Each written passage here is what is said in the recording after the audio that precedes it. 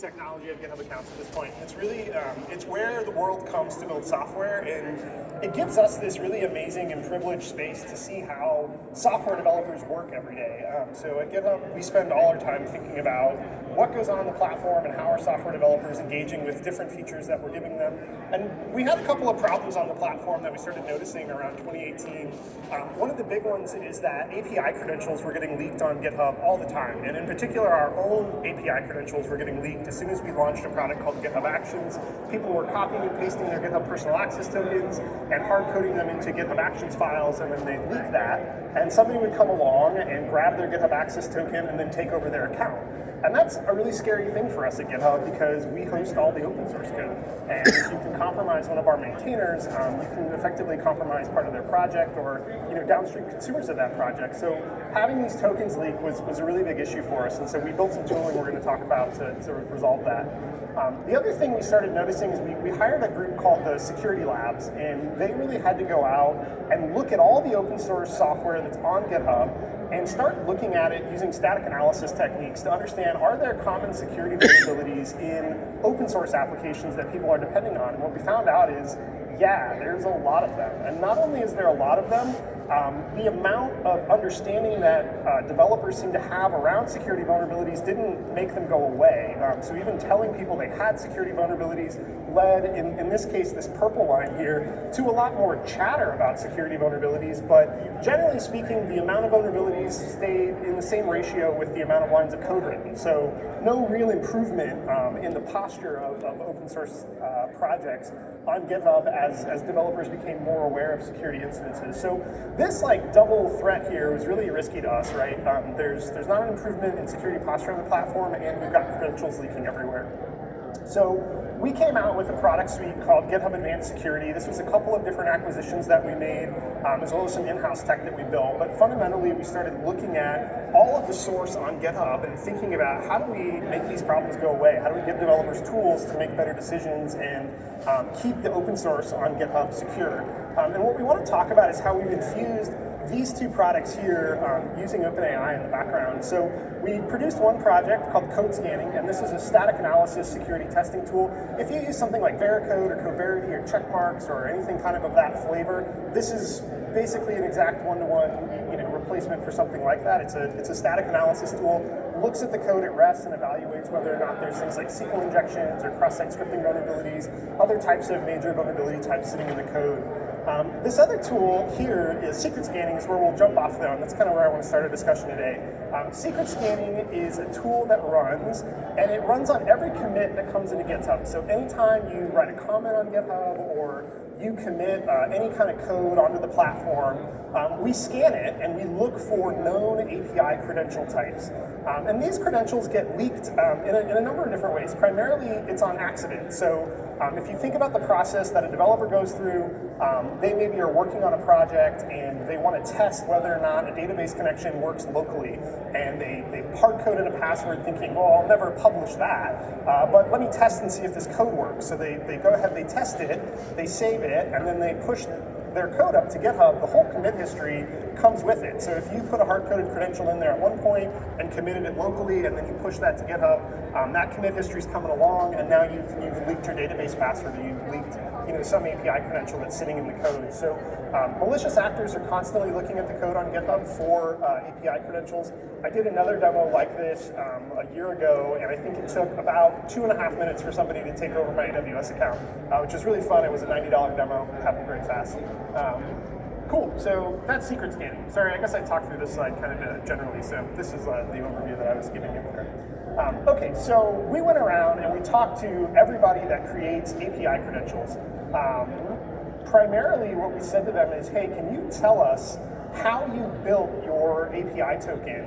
And if you can, and ideally if you have anything really identifiable like a prefix or a checksum, we'll add that to our pre-commit scanning. And then if we find a token that matches that, we'll go ahead and fail the git commit. So when a developer tries to push to GitHub, if we pick up that pattern, we'll go ahead and just say, hey, you can't make this commit. You actually want to go back and erase this password that's sitting there. Block the developer from kind of making progress because of this. So in their IDE, they'll get this block notification coming out of it. But that really only covers these kind of highly identifiable token types that we've gone out and worked with providers on. And this QR code that's here, if you work with a technology company or a SaaS company and you want to know more about how to create API tokens, that's sort of our best practice guide. Feel free to check out. But generally speaking, we want folks to include a prefix and a 32-bit checksum somewhere in the token that tells us that it's yours so that we can identify it. But if we can't identify it, what do, right? What about database passwords? What about username password combinations? There's legacy software that sits in our software development lifecycle that developers may try to automate around, and they will hard code their passwords into it. So using OpenAI, we've gone ahead and added generic secrets detection into the secret scanning framework.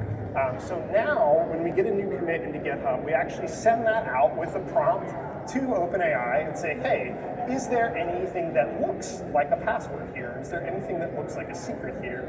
And if there is, it will throw it back to us in the UI and catch that. So now, in addition to the regex-based checks, we're also doing more of an entropy style or LLM-based check on the same commit. So very simple kind of implementation of how to use AI, but really powerful for us. Now we can pick up any kind of username password combinations or other sort of high entropy strings inside the code that may look like passwords that you want to check out.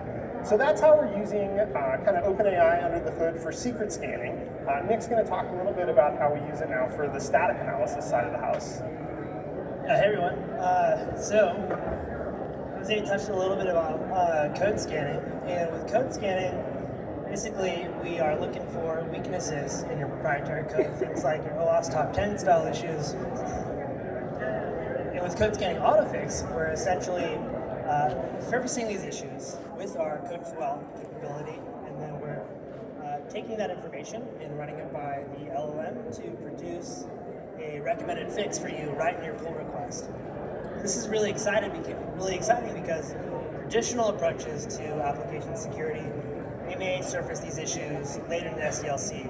What we're doing is providing this information to you right in your pull request, shifting left really as far as possible. So I'm going to walk you through what the experience is like for a developer. So say I'm Dan Shanahan here, left, right, left, that's our colleague, and is maybe new to the company, new to your company, and he is opening a new pull request for a feature he's been working on for maybe a couple weeks, right, or a month or two. And he may be a little nervous, pretty excited about this big change. But as his status checks are being run, we find that CodeQL, our static analysis engine, is producing some alerts here. We failed after a couple of seconds. 2 high severity issues were introduced. So I scroll down here and I look and I find, I've got a check failure for a missing rate limiting issue. What the heck is that? I don't know, I've never seen this before. Now, normally what might happen is, I might wait for my security team to reach out, or I might talk to a principal engineer on my team to get some help. But I scroll down here and I find that, CodeQL and GitHub Advanced Security's Autofix has provided a suggestion, and the suggestion is essentially an explanation on what that particular vulnerability is, how to fix it, and then we actually see here a suggested fix by CodeQL and Autofix correcting the mistake. And so what this allows me to do is I can go ahead and edit and make any changes. This provides me, sort of a good starting point to make any changes that I'd like to do. Or, if it looks good and it's a simple fix, I can go ahead and commit that fix directly from within the pull request. And so, when we think about the normal process to fix a security issue, as a developer, I might need to review some remediation guidance that the security team has provided.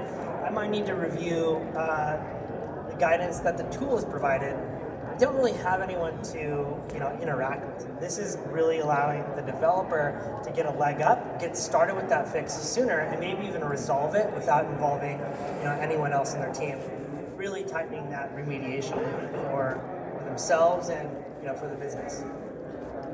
But I think really at the end of the day here, what GitHub is doing is weaving AI throughout the security experience to enhance how the developer is interacting with security alerts, so they can get started sooner on making those fixes, and also providing that day-to-day, top-level, really incredible working experience, so that when they come to work, they know that, hey, I'm going to be spending some good time working on the hard problems that I was hired for, and not a ton of time wasting, potential false positives or issues that aren't really important to me.